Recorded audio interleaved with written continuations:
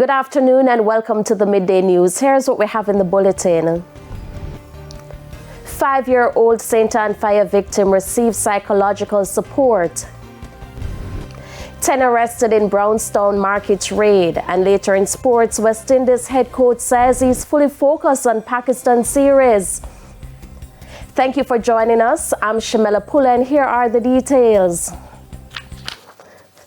The first post-cabinet press briefing of 2025 saw government members updating the country on several areas of priority.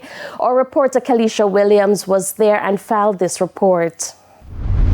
So the first post-cabinet press briefing for 2025 just concluded inside that building behind me. And today we had presentations from two ministers, Minister of Finance, Favour Williams, as well as the Minister of Investment, Industry and Commerce, Auburn Hill. So first we had Minister Williams giving a presentation on the government's priorities over the past year as the fiscal year comes to an end. Now, she paid close attention to the amendment of the Income Tax Act to recognize the increase in the threshold for pensioners and PAYE persons.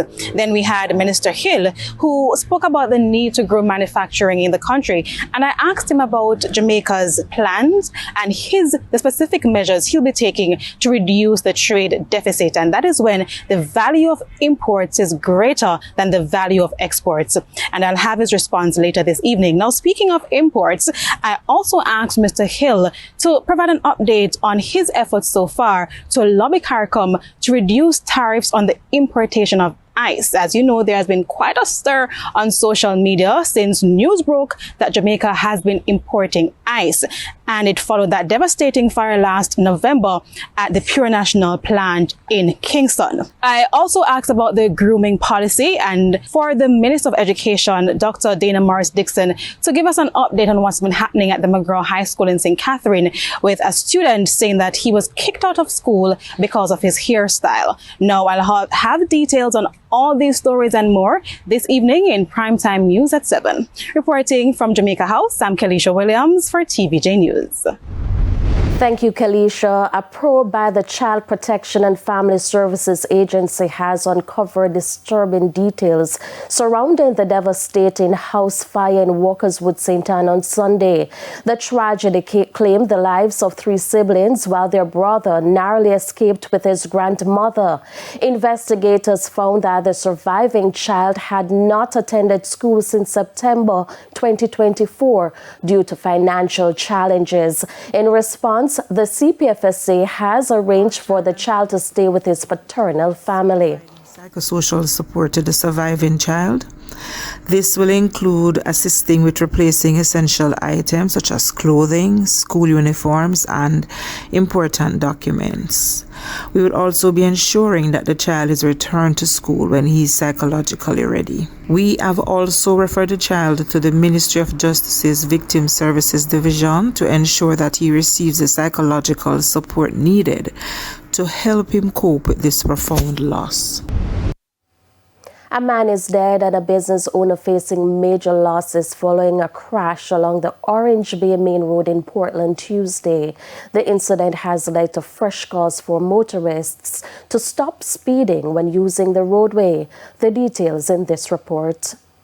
The wheels of a truck hanging over this shop and bar is the first sign that something went wrong along the Orange Bay Main Road in Portland. It is not clear what led to the crash, but sometime after 10 a.m. Tuesday, this truck was traveling along the roadway when it flipped over and careened into the structure. Jennifer Edwards owns the bar and shop. When I saw the truck. It damaged the front of my bar and shop, and I have whole heap of appliances like TV damaged, music box, and many more things damaged inside. But based on all this truck stuck in there now, I can't get to see everything right now. But the losses extend well beyond goods and appliances. The blood stains spotted on the seat of the truck are that of the driver of the unit. We understand he was rushed to hospital, but later succumbed to his injuries. We, the members of the community, we tried to do all that we could to save them, rescue them and take them out, but it was so sad that the driver, he was pronounced dead at the Anota Bay Hospital. Residents have been left traumatized by the incident. My ball. I think my sister was here. Because she always sit down at this place. I'm frightened. Because at the end of the day, I could have did stuff on this spot and I could have did no. I would have time for your talk now and I experience what go on. Because I come shocked. Because I left the grill open and somebody could have come and watch all my TV from the front and sit there and get damaged.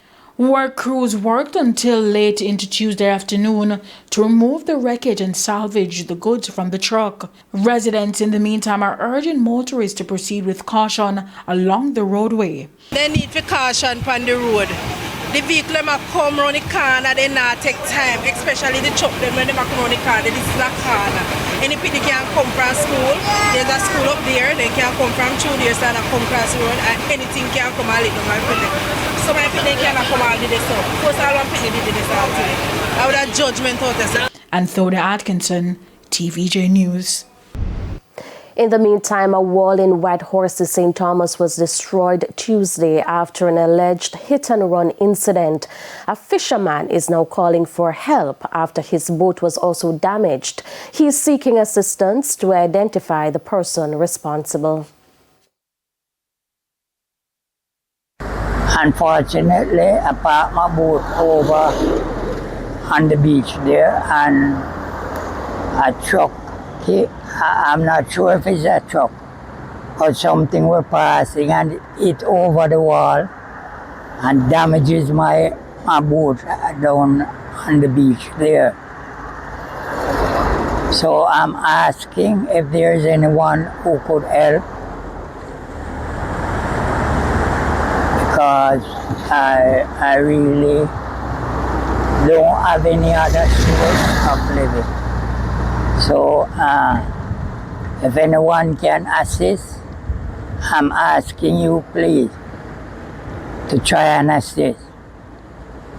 I don't know if it was a truck or whoever it was.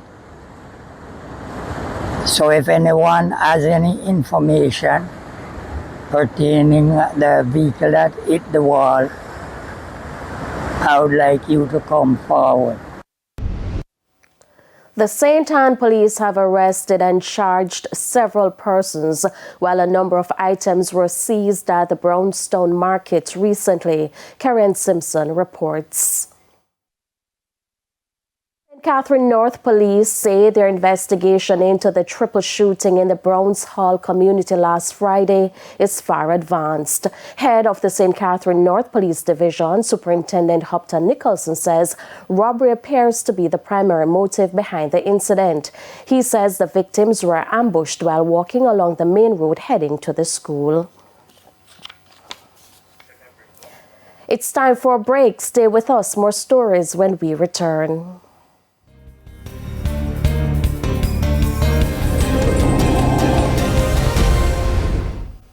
Welcome back to the Midday News.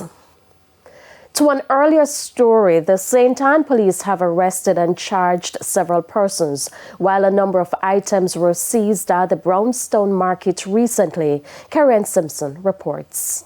10 people were arrested in a cordon and search operation in the Brownstone Market in St. Ann over the weekend. A total of 87 people were searched. During the operation, several items including scissors, knives, uncustomed cigarettes, rum, ganja, and cash amounting to $17,000 were seized. The operation was led by Commanding Officer for the St. Ann Police, Senior Superintendent Dwight Powell. The arrests that we have effected are for offensive weapon, illegal possession of drugs, as also uncustomed good. We have also arrested some 3 persons so far for breach for the law reform or lottery scamming. SSP Powell says the operation is part of this year's crime reduction initiative. Last year, the division did a very tremendous job in terms of overall 14% reduction in major crime. We had 35.4% reduction in murders last year. The unfortunate thing is that since the start of this year, we are seeing the commission of 2 murders. Why we are at Brownstone, last year, the 12th of December, there was a very unfortunate situation where a man was stabbed and killed right in this area. And so we are here just to start the ball rolling for this year. SSP Powell says targeted operations were also conducted in Steadfast District, Crocodile City, Runaway Bay and Lewis District. In the meantime, this warning to criminals. We are not just watching but in vain. And so we are empowered by law, and we are asking you to desist from your criminal activity, because we'll be relentless in our effort in ensuring that this parish remain a safe environment for all. Kerry Ann Simpson, TVJ News. The body of a missing man was found in a tank at his house in Manchester on Sunday. Dead is 57-year-old Delroy Spencer from Meadsfield in the parish. His relatives say he was last seen alive on Thursday. They went in search of him after calls to his phone went unanswered. The police are investigating. It's now time for the Business Minute. The Bank of Jamaica will be auctioning another 6.5% annum fixed rate 30-day certificate of deposit today in order to mop up some $33 billion to maintain a stable exchange rate. Approximately $31.35 billion will be allocated under competitive bidding, while $1.65 billion will be allocated under non-competitive bidding. The minimum amount which can be applied for is $100,000, and the instrument which will be subject to 25% withholding tax matures on February 14. Further afield, Meta has confirmed that it is planning to cut above 5% of what it calls its lowest performers, with plans to backfill those roles later this year. Those job cuts could affect some 3,600 workers based on Meta's latest quarterly report, citing a workforce of 72,000 people in September. The announcement comes amid a period of turmoil and rapid policy changes, which include ending Meta's third-party fact-checking programs in the U.S., changing its hateful conduct policies, and ending its diversity, equity, and inclusion programs. And that's it for the Business Minute. I'm Kerry Ann Simpson. And here's a preview of what's coming up in this evening's Health Report. In this evening's Health Report, we'll look at post-traumatic stress disorder. People in a mass shooting, the feeling of being safe. When after the shooting, they need to feel that the incident isn't going to happen again. So move into a state where they feel safe and talking about the incident when they are ready to talk about the incident. And the support system that happens around the incident, that they feel supported, feel that they are cared for. That's the Health Report in Primetime News at 7. And now for today's Healthy Living tip. Practice deep breathing. Read a book. Play a game. Spend time with friends and engage in exercise. Time now for the top regional and international stories. In the region, the ruling Antigua and Barbuda Labour Party ABLP strengthened its slender majority in Parliament on Tuesday after its candidate Rawdon Turner won the St. Peter by-election with 1,672 votes. He defeated George Wenner of the UPP, who received 570 votes. The seat became vacant after the murder of independent legislator Asat Michael in November 2023. Turner is expected to be sworn in later today. On the international scene, the National Weather Service has issued a higher fire risk for Los Angeles today, reactivating its red flag warning. Cal Fire now ranks the Eaton blaze as the most destructive in Southern California's history. The Palisades fire follows in second. Meanwhile, satellite images suggest the Palisades fire may have started near a recent burn scar. Experts cite extreme wind and dryness as key factors in the rapid spread of the fires. They've acknowledged no fire department could have done better under such conditions. And those are the top regional and international stories. I'm Anthony Atkinson, TVJ News. We take another break. Sports is next.